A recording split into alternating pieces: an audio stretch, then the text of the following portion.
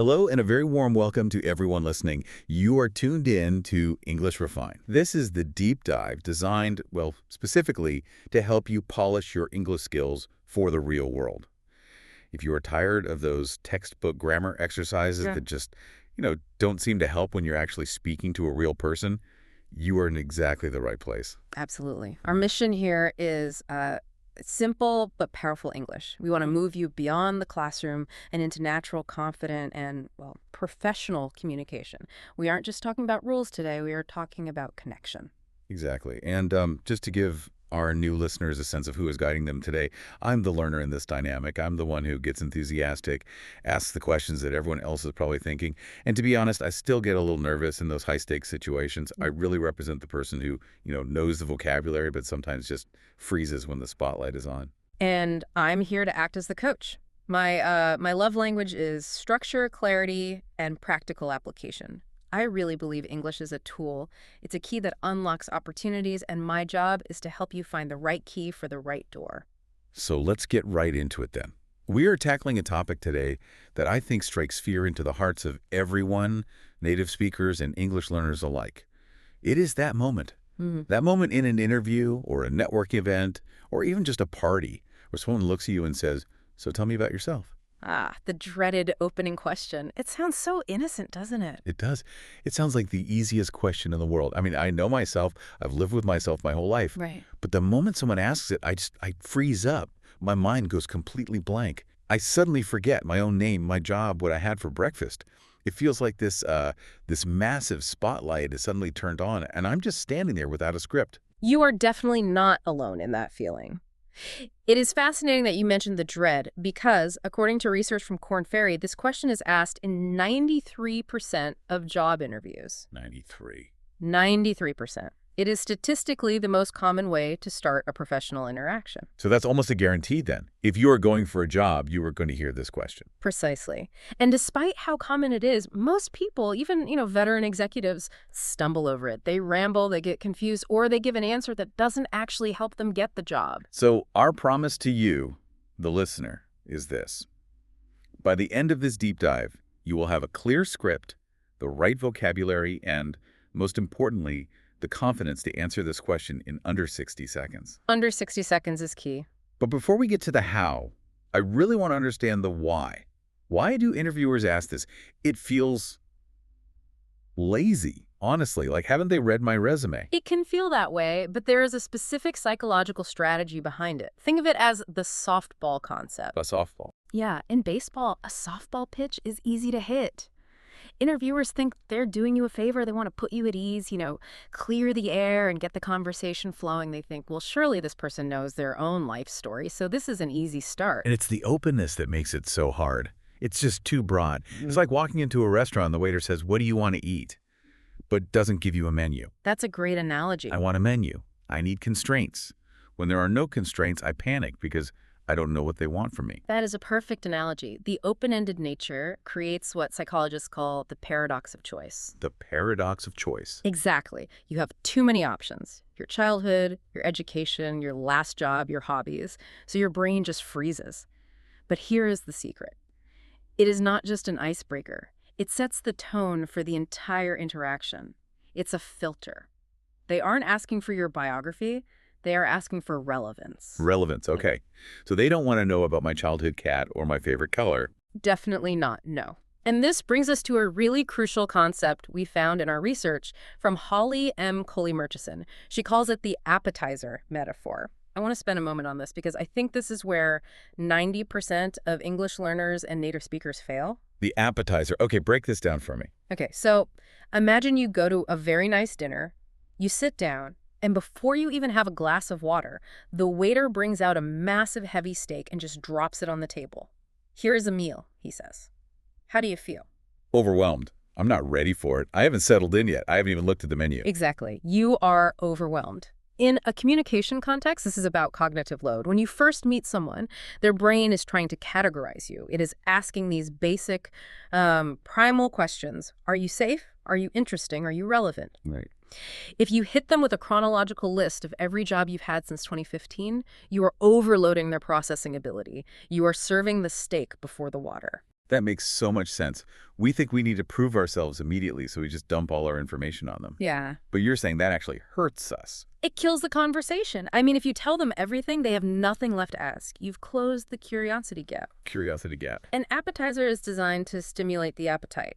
Salts, texture, flavor. In your intro, you want to drop a detail, your flavor, if you will, so that they lean in and ask a follow-up question. So the goal isn't to satisfy their hunger for information. The goal is to make them hungry for more. Exactly. If you dump your entire life history on them, that is what we call autobiography syndrome. Autobiography syndrome. Is that like when people start with, I was born in a small town? Yes, precisely. I grew up in Boston. My dad ran a laundromat. I went to elementary school. In a professional context, you have lost the listener's attention within 10 seconds. They're just sitting there thinking, why is this relevant to the engineering job I'm hiring for? It's harsh, but it's true. We have to respect their time. Can you give me a concrete example of a steak intro versus an appetizer intro, just so I can really hear the difference? Sure. Here's a steak intro, the bad version. Hi, I'm a data analyst. I worked at Google for 2 years using Python. Then I went to Facebook, where I managed a team of 10, and I know SQL and Tableau, and I have a degree in mathematics, and now I'm looking for a senior role. It's heavy. It's just a list of facts. It's boring. Yeah, I tuned out halfway through. It felt like you were reading a grocery list. There's no story there. Exactly. Now, here is the appetizer. Hi, I'm a data detective. I help companies find the hidden stories in their numbers that are costing them money. Ooh, hidden stories, costing them money. That immediately makes me want to ask what kind of stories, or how much money, or what companies. Precisely. You served a small, tasty morsel. Now I want the meal. I am asking you for the steak, rather than you forcing it on me. That is a powerful shift in perspective. It really changes it from a test of my memory to a test of my relevance, and it takes the pressure off. I don't have to say everything.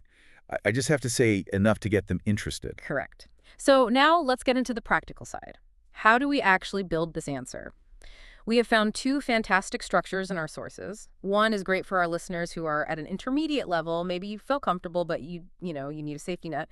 The other is a bit more advanced for high-stakes formal situations. Let's start with the intermediate one. We are calling this the present, past, future method. I like this already because it's a timeline. It's logical. It is the simplest, most effective framework for English learners. It keeps you organized so you don't ramble. And remember, the rule is keep it to 60 seconds maximum. 60 seconds. Okay, walk us through step 1, the present. Step 1 is who you are now. Grammatically, this is very straightforward. You want to use the present simple tense. You just state your name, your current role, or your main professional focus. So something like, I am a podcast host. Yes, or I am currently a marketing specialist, or I work as a software engineer.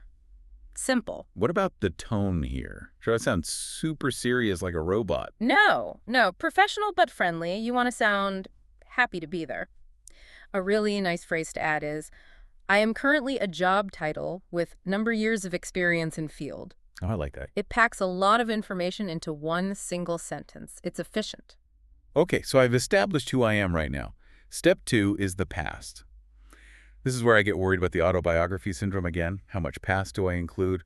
Where do I draw the line? This is where you need to be an editor of your own life. You are looking for a bridge. A bridge? A bridge. You only mention the past experiences, education, or projects that act as a bridge to where you are now, or more importantly, where you want to be. So if I'm applying for a marketing job, I don't need to mention that I worked at a coffee shop for a summer 10 years ago. Not unless you learned a specific customer service skill at that coffee shop that directly applies to the marketing job you want. If not, you cut it. It's just noise. Got it. Now, I want to drill down into the grammar here, because this is English Refine. You mentioned using the present perfect tense versus the past simple. To a native speaker, these might feel interchangeable, but they send very different emotional signals to your recruiter, don't they? They do, and this is a subtle but powerful tweak for our English learners. If you say, I worked in marketing in 2020, using the past simple, you are putting a wall between that experience and now. It's over. It's a closed book. It sounds like history. I did that, and now I am done with it. Right. But if you say, I have worked in marketing for 5 years, using the present perfect, you build a bridge. It implies that the experience you gained is still alive, still relevant, and sitting right there in the room with you. It's part of who you are now. So I worked says I did this, but I have worked says I am this. That is a beautiful way to put it, yes. It frames your experience as a current asset collection, not just a historical archive. And when you are in that interview, you want to be an asset collection. Right. Absolutely. So you might say, before this role, I worked for a large financial firm where I developed my skills in data analysis. See, you are not just listing a job, you are listing the skill that bridges you to the present. That makes sense. So we have present, I am a data analyst. Past, I have worked in finance to build my skills. Now, step 3, the future. Why is this part so critical?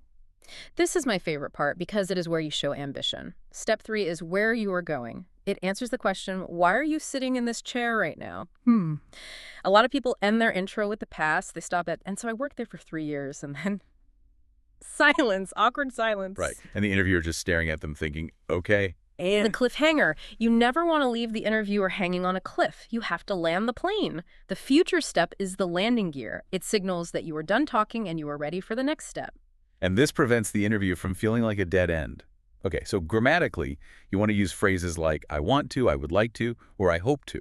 I want to can sound a little blunt or demanding. I'd lean towards I would like to, which is softer and more professional. Or I am looking to. I'm looking to. For example, in the future, I hope to lead projects in the tech sector. Or I am excited to apply these skills to this new role. I am excited to apply these skills. That is a great phrase. It shows enthusiasm and it shows value. You're not just asking for a job, you're offering something. And it ends the answer on a high, positive note. It invites the interviewer to discuss the future of the company and how you fit into it. So to recap, the present, past, future method. 1, present, I'm a marketing specialist. 2, past, I have worked in social media for 5 years. 3, future, I am looking to bring my creativity to a larger team. Simple, effective, clean. Perfect. That is a solid B1 intermediate answer. You will pass the test with that. But what if we want to ace the test? What if we are going for a senior role or we really, really want to impress? Let's talk about structure 2, the 5-part formula. This comes from Catherine Burrick, who is featured on Mac's List. Yes, this is for when you need to be very strategic. It is a bit more rigid, but it ensures you hit every single psychological trigger the interviewer is looking for. 5 parts in 60 seconds sounds like a speed run. We have to be disciplined. Discipline is key. Word choice matters. You cannot waste a single second. Okay, part 1, simple facts. This is similar to the present in the previous structure, but Catherine calls it the 30,000-foot view. You want a high-level summary of your career. 30,000-foot view. Yeah. That's a great business idiom. It means looking at the big picture, right? Like you are in an airplane looking down. You're not on the ground. Exactly. You aren't detailing every tree in the forest. You are describing the landscape. For example, I have been in human resources my entire career, mostly as a director. Boom. 1 sentence. Massive authority. I like that. It establishes your identity immediately. Part 2 is the accomplishment, or the hook. Now, this is where I have a problem, and I think a lot of our listeners do too. It's the bragging fear. I was reading the transcript from Melissa Urban, and she talked about this, how she used to say, I do health stuff, instead of I write best-selling books. We are taught, especially in certain cultures, or even just how we are raised, that talking about yourself is rude. It feels icky to say, I saved the company money. Wow. I can hear my mother's voice in my head saying, don't show off. Yeah, I'm so glad you pushed back on that because it is a deeply ingrained cultural script. We are conditioned to be humble, but let's reframe the context. You aren't at a dinner party listing your achievements to impress your friends. You are in a business transaction. A business transaction. That feels colder, but maybe that helps. It takes the emotion out of it. It should help. Think of it this way. If you were selling a car and you didn't tell the buyer that it has a brand new engine and great gas mileage because you didn't want to brag about the car, you would be a terrible salesperson, right? Oh, absolutely. You'd be doing the buyer a disservice. Because they need to know what they're buying. If I don't tell them the good stuff, they'll just assume the engine is broken or something's wrong with it. Exactly. You are the product in this scenario. If you withhold the facts of your value, your features, the employer cannot make an informed decision. You are actually hindering their process by being overly modest. It isn't bragging if it is a fact. It isn't bragging if it is a fact. That actually relieves a lot of the pressure. It's not about my ego. It's about their data. I'm giving them the data they need to make a good choice. That's the shift. It's data delivery, not ego stroking. The phrase to use here is something like, I am particularly proud of, or I led a project that resulted in. And the tip here for English learners is use measurable data. Numbers are universal. Don't just say, I did a good job. Say, I led a project that resulted in a 5% reduction in turnover. 5%. Numbers stick in the brain better than adjectives. They prove you deliver results, not just effort. Okay, part 3. This one surprised me when I was reading the source. 5 words. This is a specific exercise from Catherine Burrett. She suggests you list exactly 5 adjectives that describe you. Not 3, not 7, 5. Why 5? Why not just keep talking until they stop me? That feels more natural. Because of cognitive load again. 3 is too easy. You just pick the standard ones like hardworking, loyal. 7 is too many. You start rambling and they forget the first one. 5 forces you to really think about your core identity. It creates a personality profile in their mind. Give us some examples of good, strong adjectives we could use. High energy, organized, problem solver, team-oriented, curious. Curious is a good one. Employers love curiosity. But what if I'm not high energy? What if I'm quiet? Should I pretend? No, absolutely not. Then do not say high energy. This is a test of cultural fit. If you describe yourself as high energy and loud, and the company's a very quiet, library-like law firm, you might not fit. And that's okay? And that is okay. You want to be honest, so you land in a place where you thrive. If you are thoughtful, deliberate, and calm, say those words. Those are huge strengths in the right environment. So you just list them. I would describe myself as high energy, organized, curious, and so on. Okay, moving on to parts 4 and 5. We grouped these together. What you want and why hire you. This brings it back to the company. Do not say, I want this job because I need money, or I want to retire in 3 years. Even if it's true. Especially if it's true. You focus on the value you bring to them. You want to solve their problems. This changes the dynamic from, I need you to, we need each other. So the phrasing would be, Something like, I'm excited about solving problems similar to the ones your company is facing, or I am looking for a role where I can apply my 5 words, my organization and curiosity to help your team grow. that is so smooth. It connects your personality directly to their success. Okay, so that is the 5-part formula. Facts, accomplishment, 5 words, what you want, why hire you. If you practice that, you will sound incredibly professional. It sounds like a formula for success because it is. Now, I want to circle back to something we touched on earlier, because I think a huge portion of our audience falls into this bucket, the career pivot.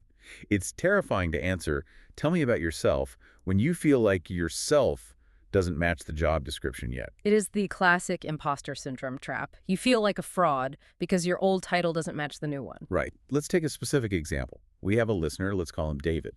David has been a high school teacher for 10 years. Now, he wants to move into corporate project management. If David says, I was just a teacher, he's dead in the water. How does David build his intro using the structures we talked about? Okay, let's workshop David. If David uses the timeline method, he cannot dwell on the past as teaching.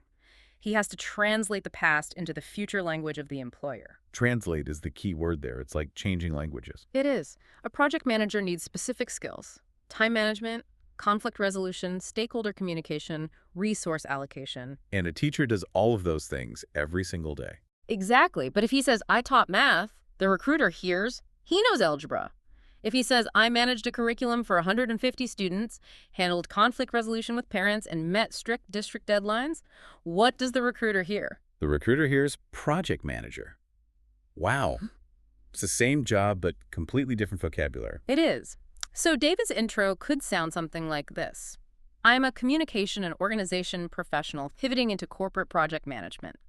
For the last 10 years, I have managed large-scale educational outcomes, handling conflicting stakeholder needs and strict regulatory timelines. I am now looking to bring that rigor and organization to your operations team. That is so convincing. I would hire David, and he didn't even use the word teacher. He didn't hide it, but he didn't lead with the label. He led with the skill. That is the secret to the pivot. Also, did you notice one word he absolutely avoided? Was it just? It is just. I was just a teacher. I was just a stay-at-home parent. Oh, that hits home. It minimizes everything you did. It's an apology. It devalues your experience before you even share it. Never apologize for your past. Instead, frame it as a strength. You weren't just a teacher. You are a teaching professional. It sounds like confidence is, I don't know, 50% vocabulary and 50% mindset. Absolutely. The two go hand in hand. But context is everything, right? We have been talking a lot about the formal job interview. But what about the social context or the networking context? If I use David's speech at a cocktail party, I'm going to sound like a robot. Oh, for sure. The vibe needs to shift completely. If you are at a party or a mixer, you want to focus on connection, hobbies, and what we call the hook. We saw this in the Mr. English channel source. The hook is something unusual, something memorable, right? Yes, it is something that invites a question. If you say, I work in accounting, the conversation might just die. Right. Oh, that's nice. End of conversation. But if you say, I work in accounting, but on the weekends I'm trying to run a marathon, or I have a collection of vintage hats. Vintage hats. That is a great hook because immediately I want to ask, where do you find them? How many do you have? What's your favorite one? Exactly. It gives the other person a handle to grab onto. It makes you memorable. You're not the accountant anymore. You're the hat guy. I also love the alternative question suggestion from Holly M. Coley Murchison. Instead of just answering, what do you do, or asking it, she suggests asking, what are you most excited about in this season of your life? That is a beautiful question. It's so much more human. It changes the focus from labor to passion. It allows people to talk about a hobby, their kids, a renovation project, anything that lights them up. The tone is lighter.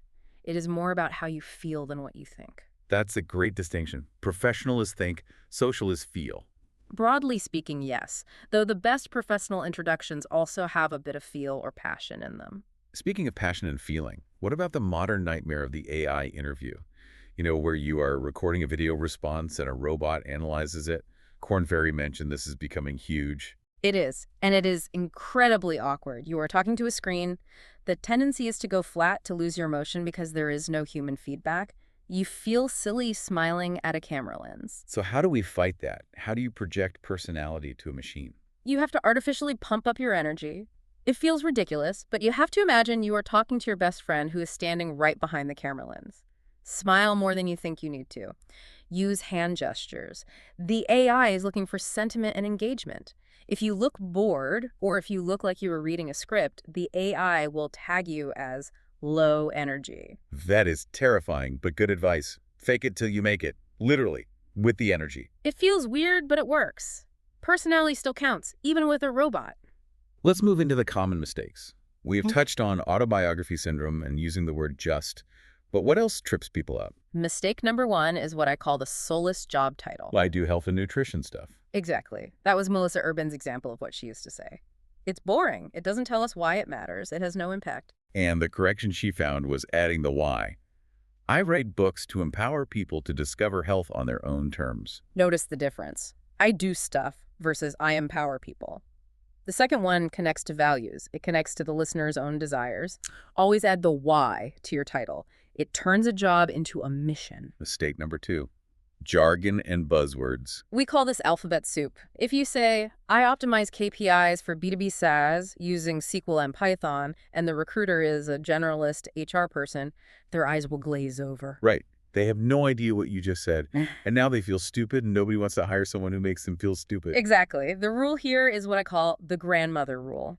If you were explaining it to your grandmother or someone completely new to your field, how would you say it? Simple is powerful. So instead of the alphabet soup, You say, I help companies make better decisions using data. Everyone understands that. simple is powerful. That is the tagline of our show for a reason. Okay, mistake number 3 is rambling. The danger of talking for 10 minutes. This usually happens because people don't know how to stop. They keep talking, hoping they will stumble upon the right answer eventually. They are looking for the exit but can't find the door. So the solution is the stop sign. You need to plan your ending sentence. You need to know exactly what your last sentence will be so you can say it, smile, and stop talking. And that is why I'm so excited to be here today. Full stop. Silence. Let them speak next. I love that. Now, before we get to the practice examples, you have a confidence tip called the Think, Feel, Do framework. Tell me about that. This is a great mental checklist to run through before you open your mouth. It shifts the focus off of your nervousness and onto your impact. Ask yourself 3 questions about the listener. 1, what do I want them to think? For example, that I am qualified, that I'm a good fit. 2, how do I want them to feel? CG, excited, confident in me, curious. 3, what do I want them to do? CG, hire me, ask a follow-up question, connect with me. It's not about how do I look, or am I saying this perfectly? It's about how are they receiving this? What is the impact on them? Exactly. It makes you a communicator, not just a performer. And for practice, I hate hearing my own voice, but you suggest recording it, don't you? You have to use your phone, record your introduction, and then you have to listen to it. Are you using Upspeak? Upspeak. Is that when you make statements sound like questions? Like, I am a podcast host. Yes, I'm a podcast host, and I am organized. It sounds insecure. It sounds like you're asking for permission to be those things. Ah, I see. You want to land the plane, I am a podcast host. Downward inflection at the end of the sentence. It sounds authoritative. It's subtle, but it makes a huge difference in how confident you sound. Also, listen for filler words. Like, the recording won't lie. It's painful, I know, but it's the only way to improve. Okay, we have covered the theory, we've covered the psychology, let's see this in action. We have prepared 3 sample introductions for different scenarios. I'll play the role of the speaker, and you break down why it works. Let's do it. Okay, sample 1. This is the professional pivot. We talked about David earlier, but let's look at a slightly different angle. Technical to management. Here we go. I am a software professional transitioning into project management. In the past, I worked as a lead engineer where I discovered I loved organizing team workflows. I am high energy and organized, and I am looking to apply my technical background to manage complex projects for your team. Excellent. Let's break that down. First, the present. Software professional transitioning into, you were honest about the pivot immediately. You didn't hide it. You owned it. Second, the past bridge. You didn't talk about coding. You talked about organizing workflows. That is the bridge to management. You selected the specific experience that matters to this new job. Third, the adjectives. High energy and organized. Clear, confident. And fourth, the future value. Applied technical background to manage complex projects. It was clear, concise, and it turned the previous experience into an asset, not a liability. It felt strong to say, I am looking to apply, instead of, I hope you will let me. Yes, it frames you as a solution provider. You are offering a service, not begging for a favor. Huge difference. Okay, sample 2. This is the creative or a casual intro. Let's say I am at a gym or a local club. Hi, I'm Naeem. I've been coming to this gym for a month. I used to play football, but now I'm training for a marathon. I love challenges. Short, punchy, relevant. I love it. First, context. You mentioned the gym, which grounds you in the shared space. You're not just a random person. Second, the hook. Training for a marathon. That invites conversation. It gives me something to ask about immediately. And third, the personality. I love challenges. This tells me a lot about your character in just 3 words. It doesn't feel like a resume. It feels like a person. And it leaves room for them to ask, oh, which marathon? Or what position did you play in football? Exactly. It is an appetizer. You haven't told me your whole life story, just the interesting bit. Okay, last one. Sample 3. This is for our younger listeners or those just starting out. The student or new grad. This is tough because they don't have a long cast to talk about. I am a recent communication graduate passionate about digital media. During university, I managed social media for a local nonprofit. I am eager to bring my writing skills to a professional marketing team. This is great because it overcomes the lack of experience issue perfectly. Key vocabulary. Passionate about and eager to. These words replace experience with energy. If you don't have a long history, you have to sell your potential. Right, energy and potential. The bridge. Even though you were a student, you mentioned a specific project managed social media for a nonprofit. That counts as work experience. Don't discount that. And finally, the value. Bring my writing skills. Nice. It is humble but ambitious. It's the perfect tone. Passionate and eager really do heavy lifting there. They show that you're ready to learn and contribute. And employers hire for attitude as much as aptitude, especially for entry-level roles. Yeah. They can teach you the software. They can't teach you to be eager. Wow. When you break it down like that, it feels so much more manageable. It's not this scary open question anymore. It's just a script. It's just building block. That is all it is. It is not magic. It is structure. And once you have the structure, you can be creative within it. So as we wrap up this deep dive, I want to leave our listeners with a motivational thought. You have a story. It is valuable. Don't be afraid to tell it. Absolutely. And don't seek validation, seek connection. You weren't asking them to like you. You were offering them a chance to connect with you. And remember, practice makes confident. It doesn't have to be perfect. If you stumble, if you forget a word, just smile and keep going. You are human. Being human is your biggest asset. People hire humans, not robots. Well, except for the AI interviews, I guess. Right. Well, most of the time. Most of the time. So let's summarize the key takeaways one last time for everyone. 1, keep it under 60 seconds.